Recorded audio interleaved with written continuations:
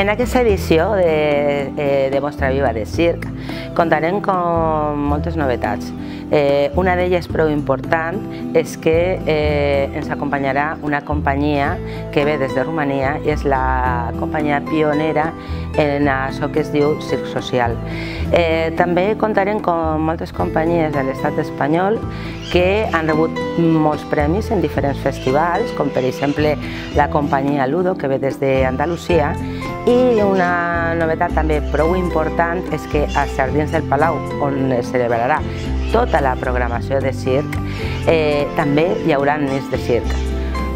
Podeu apropar-se a qualsevol hora, pel matí, per la vesprada, per la nit, hi haurà tallers, hi haurà espectacles interactius, hi haurà de tot al voltant del circ.